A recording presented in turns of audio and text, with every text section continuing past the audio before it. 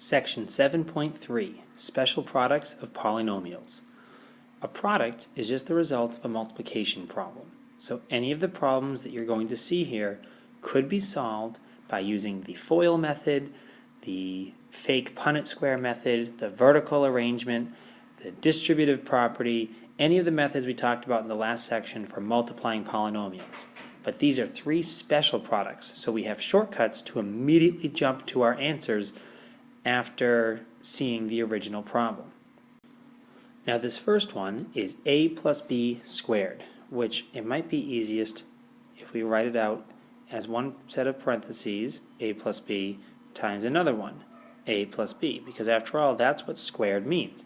It means something times itself. To simplify this, I'm just going to use the distributive property first with my a. Now, a times a is a squared.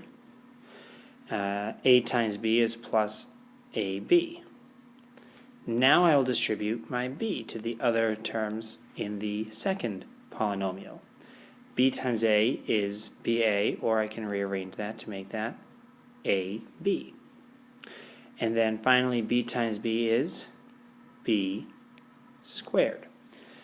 You'll notice that these two terms in the middle here can combine, and I can actually get my simplified version, which would be a squared plus 2ab plus b squared.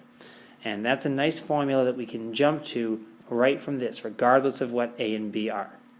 I'm going to use the same type of process for the second one, a minus b squared. I'm going to write out as two sets of parentheses, a minus b times a minus b.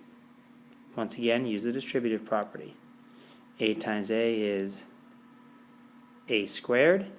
A times negative b is minus ab.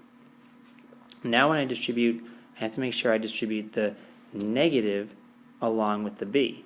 Negative b times a is negative ba, or negative ab. And then a negative b times a negative b actually brings it back to be a positive b squared. Once again, you'll notice that these two terms in the middle combine as they are like terms, and I can get my simplified answer, which is a squared minus 2ab plus b squared. Once again, something I can jump to right away, regardless of what a minus b is. I'm now going to look at my last example, a plus b times a minus b. Now this is already set up very well for me to use the distributive property. I'm just going to rewrite it over here, a plus b times a minus b. And once again distribute. A times a is a squared. A times negative b is negative ab. Distributing the b. B times a is ba, or positive ab. And b times negative b is negative b squared. For the third time in a row, my middle terms are going to combine, but this time they cancel out as opposed to combining to make a coefficient of 2. Since the coefficient is 0, I don't even need to write it when I write in my final answer, which is a squared minus b squared.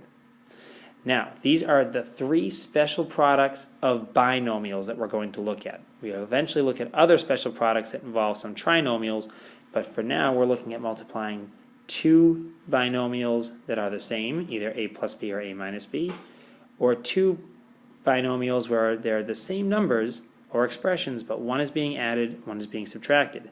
And each of these actually have special names. The first two are called perfect square trinomials, because I squared something and made it into a trinomial. Not a clever name, but it's one that we can use. The third one is called a difference of squares. Difference meaning a subtraction, which is what I end up with, and squares because my only two terms that remain are perfect squares. These are the three special products that we're going to use. Now let's put them to work. Here's a little practice with some perfect square trinomials. I've got the formulas above them. What we're first going to do, when we have 3x plus 4 squared, we recognize this plus means that we're using this formula because it's a plus b. And I just want to identify what is a and what is b. Well, a is my first term, which is 3x. b is my second term, which is 4. And now I can just plug right in to this part of my equation. A squared is 3x squared. I'm going to put that in parentheses. Plus 2 times a is 3x, b is 4, plus my b squared is 4 squared. And now I just simplify each part.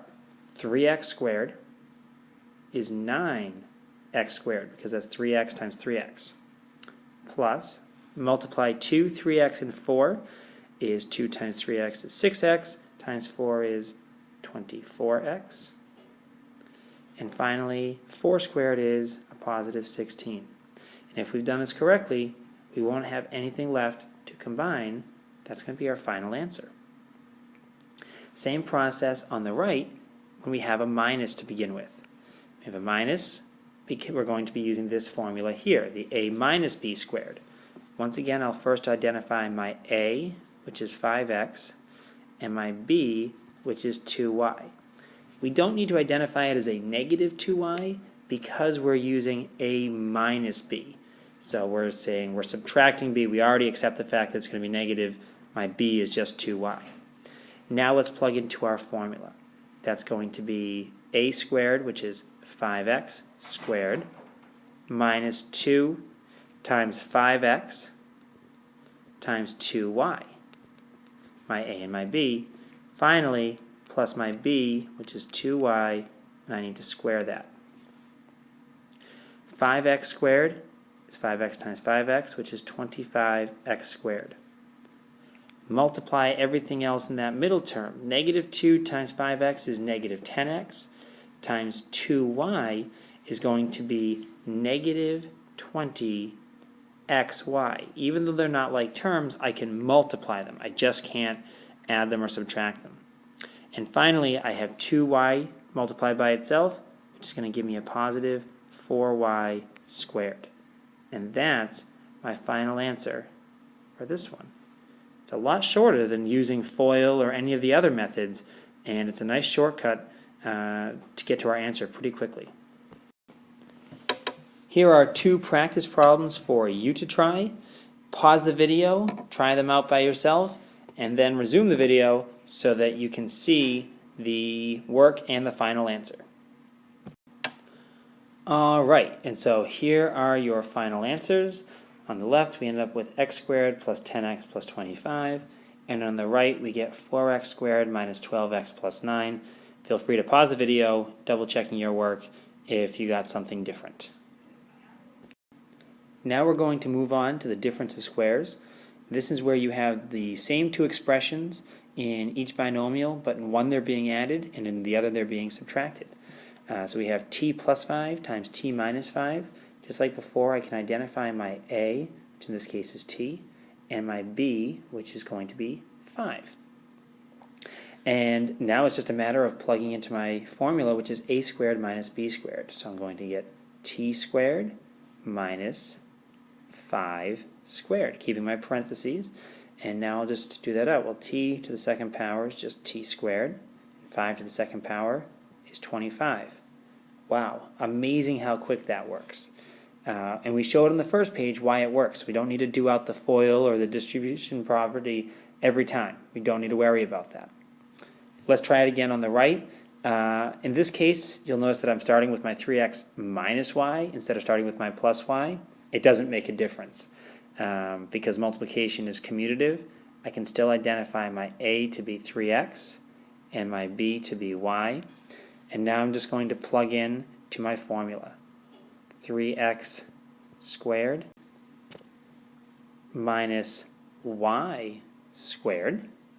Squaring each one, 3x squared, 3x times itself is 9x squared, minus y to the second power is just y squared.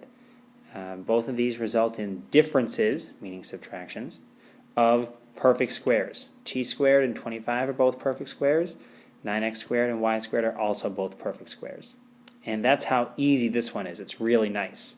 So now you can give it a try. Here are 2 examples using difference of squares. go ahead and pause the video, do the work, and then compare your work and final answer with what is shown.